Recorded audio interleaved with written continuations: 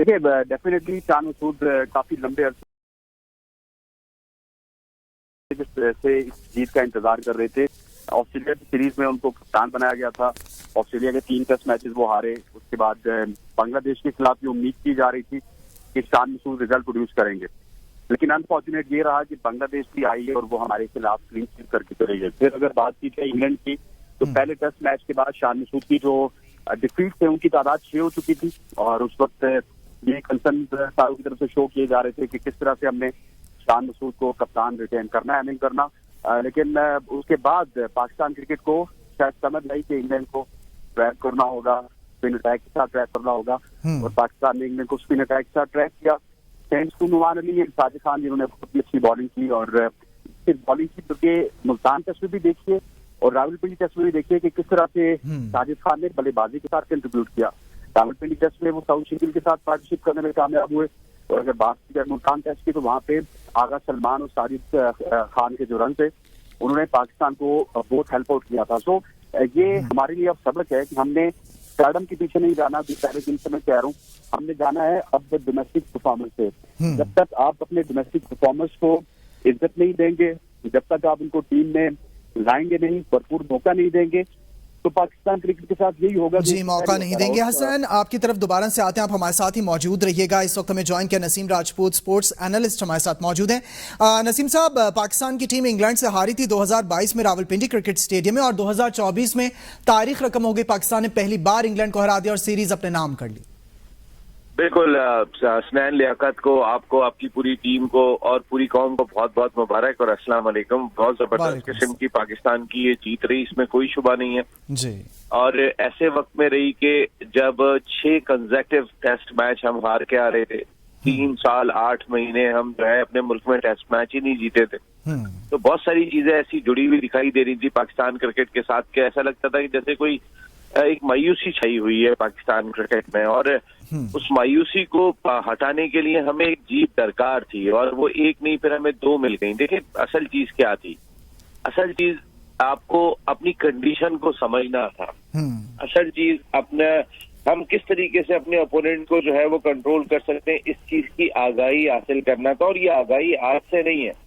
1987 में भी पाकिस्तान के 3 स्पिनर्स थे, इकबाल कासिम थे, तौसीफ अहमद थे और अब्दुल कादर थे। उन्होंने पूरी टीम, ऑस्ट्रेलिया की बहुत तगड़ी टीम थी उस वक्त, पूरी टीम आउट कर दी थी।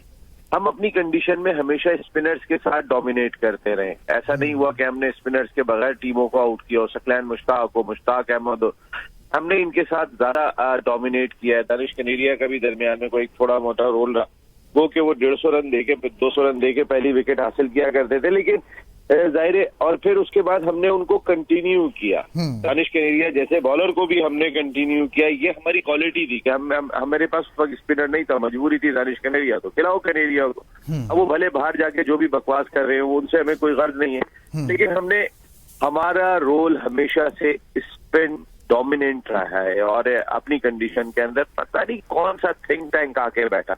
मैं बड़ा हैरान होता हूँ रमीज राजा साहब पे खास तौर पे। चले मैं छोड़ देता हूँ एहसान मानी को, मैं छोड़ देता हूँ नजम सेठी को, जका अशरफ को, मोहसिन नकवी को, लेकिन रमीज राजा आप तो क्रिकेटर है। अगर आप भी कंडीशन नहीं समझ सकते तो फिर कोई बाहर से आके समझेगा। अगर ग्राउंड में, उसी ग्राउंड में खेला हुआ आदमी जिसने इस मुल्क के लिए 50 से ज्यादा टेस्ट मैच खेले हो और वो कंडीशन को नहीं समझ सके, वो भी जो है वो जिस तरीके की हमने ऑस्ट्रेलिया की सीरीज में पिच बनाई थी, 2022 में इंग्लैंड से हम व्हाइट वॉश हुए थे, हमारे अपना कसूर था वो। हम इतनी बुरी तरीके से नहीं हारते। अब समझ में नहीं आया कि हमें, हमारी अकल पे पर्दे पड़े हुए थे कि हम किस कंडीशन में हमें खेलना चाहिए। इवन कि आप हैरान होंगे कि गोरे भी कहना शुरू हो गए थे, इंग्लैंड के प्लेयर्स ने ये बात करना शुरू कर दी थी कि पाकिस्तान जब पहला टेस्ट मैच हम 550 रन और करने के बाद इनिंग से हार गए, तो बाकी तो छोड़े, गोरे भी कहना शुरू हो गए थे कि आप अगर स्पिनिंग ट्रैक नहीं बनाएंगे तो कोई मुकाबला नहीं कर पाएंगे इंग्लैंड से। अब आप सोचिए, जो हमारे मुल्क में बैठे हुए उनको ही समझ में नहीं आ रहा, आपको गोरे बता रहे हैं कि भाई ऐसा कर लो। आकिब जावेद है, उनके पास कोई दूसरा ऑप्शन ही नहीं था। जाहिर, वो अगर बाकी सारी चीजें तो ट्राई आउट करके बैठ गए थे, 4-4 फास्ट बॉलर खिला रहे थे। हम पाकिस्तान की कंडीशन में 2 जख्मी करके बैठ जाएंगे, उसके बाद फिर क्रूशल मौके पे आपको अवेलेबल ही नहीं होगा। ना सेंस है कि हम किस विकेट के ऊपर अपने किन की फास्ट बॉलर से 25-25, 30-30 ओवर्स करा रहे हैं। सेंस ही नहीं है। बस जख्मी हो जाए तो हो जाए, अनफिट हो जाए तो हो जाए। मकसद है जैसे कोई अप्रोच ही नहीं है, सोच ही नहीं है। आपने जो 5-4 फास्ट बॉलर खिलाए थे उनमें शाहीन शाह अफरीदी, नसीम शाह भी शामिल थे। देखिए ये आपकी वाइट बॉल के बहुत ही इंपॉर्टेंट बॉलर होते हैं, लेकिन आज की तारीख के इंपॉर्टेंट बॉलर और हर तारीख का इंपॉर्टेंट बॉलर वो है कि जो परफॉर्म करे और मैच जिताए। आप ये दोनों से ऐसा लग रहा है वो होता है ना करण अर्जुन, कोई एक फिल्म आई थी, कुछ उस तरीके के किरदार बने हुए थे। अपना साजिद और नमाज तो रन ये कर रहे थे, आउट ये कर रहे थे। मकसद है कि उनका मोरल ऐसा था कि जैसे वो करना चाहते हैं, वो कुछ डिलीवर करना चाहते हैं, और हम उन्हें कंटिन्यू कर रहे थे कि जिनके मोरल से नहीं लग रहा था कि वो करना चाहते हैं, क्योंकि वो इतना खेल खेल के फेड अप हो गए थे। लेकिन हमने अच्छा नसीम राजपूत साहब, आपने कुछ पॉइंट्स रेज किए हैं। आपने कहा कि पाकिस्तानी क्रिकेट पर एक मायूसी छाई हुई थी और समझ में नहीं आ रही थी। कंडीशन की आपने बात की कि समझ ही नहीं आ रहा था किस कंडीशन में क्या खेलना है, लेकिन अब हम जीत चुके हैं। आपने स्पिन डोमिनेंस की भी बात की, तो आज के मैच पर बात करें, आज की परफॉर्मेंस पे सर सवाल आपसे यह है कि आज की जीत कैसे देख रहे हैं? खुशकिस्मती है, सोच और अप्रोच है, या मेहनत और स्ट्रैटेजी है? स्ट्रैटेजी है। सबसे बड़ी चीज आपने जो आखिरी लफ्ज कहा वो स्ट्रैटेजी है। देखें आप किसी भी मुकाबले में जाते हैं, सबसे इंपॉर्टेंट चीज आपकी स्ट्रैटेजी होती है। चाहे आप जंग लड़ रहे हो, आप किसी भी महाज पर हो, आपकी सबसे इंपॉर्टेंट चीज कि आपने हिकमत अमली क्या तरतीब दी। अब सॉरी यार, हमारी हिकमत अमली कोई वाजे नहीं हो पा रही थी। इवन बांग्लादेश से हम व्हाइट वॉश हो गए अपने मुल्क के अंदर, हम वहां पर भी कोशिश नहीं कर सके, हम उनके स्पिनर से डर गए। देखिए जब डरोगे तो फिर कभी नहीं जीतोगे। डर के नहीं खेली जाती क्रिकेट गेम। क्रिकेट बहादुरों का खेल है और बहादुरों की तरह फैसले करने पड़ते हैं। साजिद की बॉडी लैंग्वेज तो देखे ना आप, कि वो जिस तरीके से वो ग्राउंड के अंदर, क्या फास्ट बॉलर का एग्रेशन होगा जो स्पिनर का एग्रेशन दिखाई देता है। जब मैंने तो इतने अरसे से कोई फास्ट बॉलर नहीं देखा जो आंखों में इस तरीके से आंखें डाल के बात करे। वो आपका एक ऑफ स्पिनर बात कर रहा है, फिर हम कहते हैं हमारे पास स्पिनर ही नहीं है। हम उन्हें कंडीशन ही नहीं दे रहे। देखिए फास्ट बॉलर को फास्ट कंडीशन नहीं दे रहे, स्पिनर्स को स्पिनिंग कंडीशन नहीं दे रहे, तो हम कर क्या रहे हैं यहाँ बैठ के? हम डिलीवर क्या कर रहे हैं? हम जो है वो ना तो हमें स्पिनर्स का पता है ना फास्ट बॉलर का पता है। अनफॉर्चुनेट यार सबसे बड़ा ये है कि हमारे ना स्पिनर्स का पता है, ना फास्ट बॉलर्स का पता है। नसीम राजपूत, स्पोर्ट्स एनालिस्ट, आप अपना नैरेटिव हमारे साथ शेयर कर रहे थे। सर आप हमारे साथ ही मौजूद रहेगा। हसन रजा की तरफ जाएंगे, साबिक टेस्ट क्रिकेटर हैं। हसन, अभी बात हुई नसीम राजपूत साहब से, तो उन्होंने कहा कि आज का मैच स्ट्रैटेजी था और हमारी हिकमत अमली काफी अरसे से वाजे नहीं हो पा रही थी, लेकिन आज हिकमत अमली वाजे होती नजर आई है। तो आप इसको कैसे देख रहे हैं? हमारी आज की जो स्ट्रैटेजी थी वो कामयाब तो हुई, पाकिस्तान मैच तो जीत गया 2 स्पिनर्स के बलबूते पर, इस पर क्या कहिएगा? देखिए आप जिंदगी में अगर जितनी भी क्रिकेट होती है, परफॉर्मेंस होती है, रिकॉर्ड होती है टूटने के लिए, और जब कोई रिकॉर्ड आपको जा रहा हो तो टीम में, तो यही जो टीम है इंग्लैंड की जिन्होंने 500 रन से ज्यादा रन किए थे एक दिन में 89-86 ओवर में, और जिस तरह से वो खेले थे ऐसा लग रहा था कि इंग्लैंड की टीम नहीं खेल रही है, क्योंकि आपने गेम प्लान बनाया था अपना।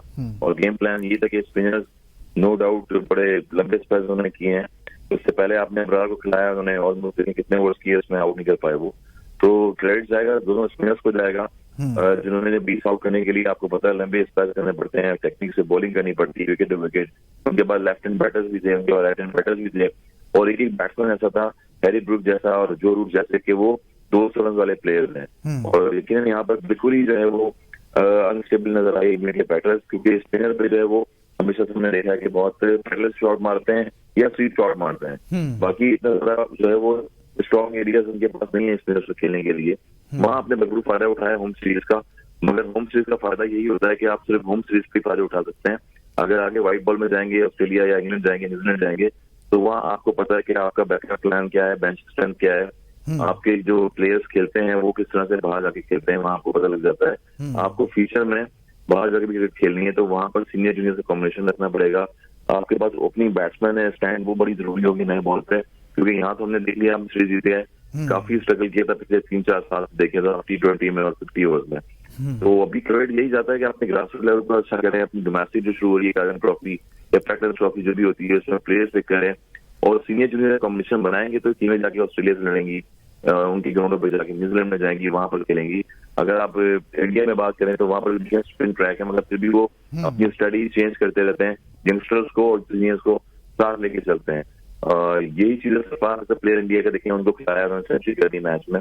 तो हमारे यहाँ कामरान गुलाम को खिलाया, 60 उन्होंने फर्स्ट क्लास मैचेस खेले थे, डेब्यू में उन्होंने सेंचुरी स्कोर करी। ऐसे और बहुत सारे जो है वो बेंच पे प्लेयर बैठे हुए 80s में, शाहीन में, जिनको मौके देंगे आप तो आपकी जो चैंपियंस ट्रॉफी की बेंच स्ट्रेंथ है और जो प्लेइंग कंडीशन है और प्लेयर्स जो है वो आगे जाके ऐसी सीरीज जीत सकते हैं। ठीक हो गया। अच्छा हसन, आपने अभी जीत की बात भी की है, तो आज का मैच आपके ऑब्जर्वेशन, आपका मुशाहिदा क्या कहता है कि दो स्पिनर्स की बुनियाद पर हम जीत गए हैं? आपने आज के मैच को कैसे ऑब्जर्व किया? पाकिस्तान की टीम, पूरी टीम एज स्टैंडिंग पोजीशन में आ गई है कि आगे जाके हमारा ग्राफ जीत वाला ही होगा। पाकिस्तान की टीम को अब आप देख रहे हैं कि हमारी स्ट्रैटेजी, हमारी मेहनत सही डायरेक्शन में? जी बिल्कुल, जिस तरह से हीट ऑफ द मोमेंट अगर आप देखें तो 3 मैचेस की सीरीज थी है और गर्मी काफी थी मुल्तान में।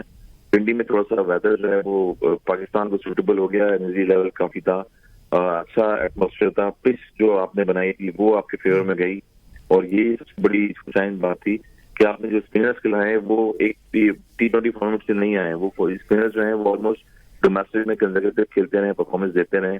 और चलिए उन्होंने टेस्ट क्रिकेट में लंबी बॉलिंग करी, और लंबी बॉलिंग के लिए हमेशा स्पिनर को टेम्परामेंट चाहिए होता है क्योंकि फील्डर काफी ऊपर होते हैं टेस्ट क्रिकेट में, और स्लिप ली हुई है, शॉर्ट लेग ली हुई है, कभी भी एक आध बाउंड्री लगती है बॉलर को तो वो अनकंफर्टेबल फील करता है। जिस तरह से अबरार को अगर देखें, जाहिद को आपने चार्ज दिया है, उनसे कोई विकेट, एक विकेट उन्होंने लिए थ्रो, मगर वो बॉल गिर नहीं लेते जिस तरह टेस्ट क्रिकेट में गिरनी चाहिए बॉलें। तो क्रेडिट जो है दोनों बॉलर्स को जाएगा और क्रेडिट तो शकील को जाएगा, क्रेडिट बॉलर्स को जाएगा। साबिक टेस्ट क्रिकेटर हसन रजा, आप अपना नैरेटिव हमारे साथ शेयर कर रहे थे, आपका शुक्रिया। हसन लियाकत, स्पोर्ट्स जर्नलिस्ट, और नसीम राजपूत हमारे साथ है, आपका भी शुक्रिया।